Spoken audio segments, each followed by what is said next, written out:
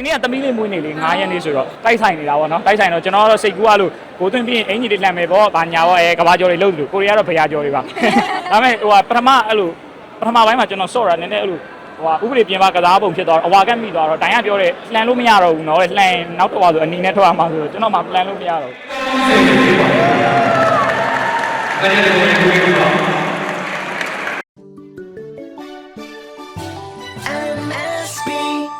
ဒီတော့တစ်ဖက်တင်းကလည်းအရန်ကောင်းနေတယ်ပေါ့နော်။ဒါပေမဲ့တစ်ဖက်တင်းပေါ်မှာထိမိခိုင်းပြီးရှိခဲ့ရင်ကျွန်တော်ဒီနေရာပဲတောင်းမှမှာလို့ပြောချင်ပါတယ်။လေးလေးစက်ပြောရတာဆိုတော့ထုံးနေလား။အဲ့လိုတော့လည်းမဟုတ်ပါဘူး။ဝင်းအချိန်ကတည့်တဲ့အတိုင်းပဲဘယ်ချိန်ကန်ကန်ဒီ emotional ပဲရတာပါပဲ။ဟုတ်။ဒီနေ့ကတော့ဘယ်လိုစူးစမ်းနေလဲဖမ်းနေတယ်။စူးစမ်းရဲဆိုရဲဆိုင်တော့ကျွန်တော်တို့ကပုံမှန် return တိုင်းပဲသွားတာပေါ့နော်။ဒါပေမဲ့တစ်ဖက်တင်းရဲ့အချိန်တွေပေါ်မူတည်ပြီးတော့ပဲချန်ပီယံကစားရတာပေါ့နော်။ကျွန်တော်တို့ကအဲ့လိုတာလိုက်ရောလိုက်တာလိုက်ရောလိုက်နေပဲသွားရတာဟုတ်။အဲ့လိုပဲပြောအောင်ကျွန်တော်တို့ကသွားပြီးအောင်တင်တာတွေ့ရတဲ့အတိုင်းပဲ။ကန်ကောလည်းကမ်းပတ်နိုင်အောင်လို့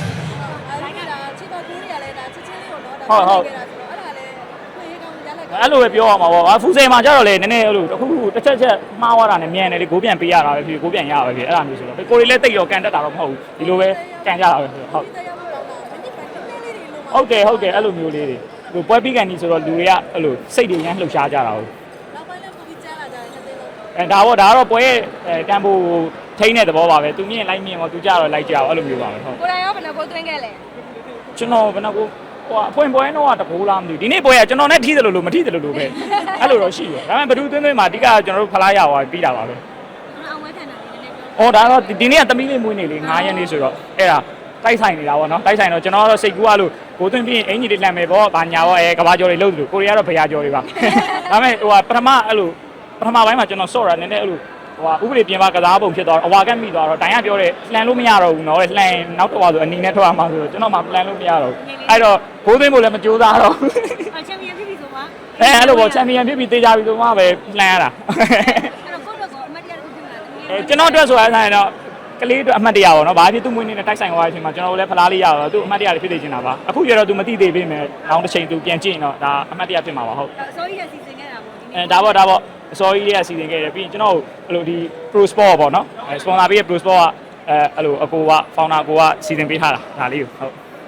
စီနီယာတမီးတော့မွေးနေ့လက်ဆောင်ဖြစ်သွား။ဟုတ်ကဲ့ဗျဖလားကိုအိမ်တယ်သွားမယ်လို့ပြောထားပါတယ်။မနေ့ကလည်းကျွန်တော်ပဲတယ်သွားလေအိမ်။ဒီနေ့လည်းတယ်ဦးမှာပေါ့။တယ်မှာဒီနေ့လည်းဖလားအိမ်တယ်သွားမှာ။ဖလားဘယ်နှလုံးရှိနေပြီလဲ။မန်တော့ကျွန်တော်တို့အသိရတာ၄လုံးပေါ့ဒါပေမဲ့အိမ်မှာတော့တစ်လုံးရှိတယ်မနေ့ကဖူးစေပွဲတော့ကျွန်တော်တို့ယူထားတစ်လုံးကျွန်တော်ခွင့်တောင်းရတယ်နေ့လည်းခွင့်တောင်းထားတယ်သမီးလေးတို့မွေးနေ့လက်ဆောင်ဆိုပြီးတော့စားရတော့ခွင့်ပြုတယ်ခွင့်ပြုပါတယ်အဲ့ဗလားကြီးကတို့အိမ်မှာလည်းအရှုပ်ကြီးဖြစ်နေပါတယ်တကယ်တော့ဒီပွဲအတွက်ယာပြီးနေတာပြီးသွားလေပြီးရင်အဲ့ဒါကြီးကဘယ်နှထားမှမသိတကယ်ကျွန်တော်အိမ်မှာဗလားဘယ်နှထားမှမသိဟိုနားတင်လိုက်ဒီနားတင်လိုက်ဖုန်တုတ်လိုက်နေလှုပ်ရှုံနေတာဟုတ်ကဲ့ဗျmusic မှာမဟုတ်ပါဘူးเนาะကျွန်တော်တို့ဒီလေးသိန်းပဲလေညီကိုတွေကိုလာရောက်အားပေးကြတဲ့ပြည်သက်တယောက်ချင်းတွေတိုင်းတော့ကျွန်တော်တကယ်ကျေးဇူးတင်တယ်ပြီးကျွန်တော်တို့ကဒီရတဲ့ရန်ပုံငွေကိုလည်းလူငယ်ဖွံ့ဖြိုးတိုးတက်ရေးပေါ့เนาะဖူးဆဲလူငယ်ဖွံ့ဖြိုးတိုးတက်ရေးကိုပဲထူးခန်းသွားမှာဆိုတော့ဒါကတော့ပြိုင်ပွဲရဲ့အချိန်ရောက်အဲ့လိုထင်းမိခိုင်းမိတွေရှိခဲ့ကြတာရှိမယ်တော့ပြန်ဆိုင်မှုပြင်နိုင်ခဲ့ကြတာရှိမယ်ပြင်မှာတော့ကျွန်တော်အားလုံးကတန်ငယ်တင်းတွေညီကိုပေါ်တာတွေပါပဲဟုတ်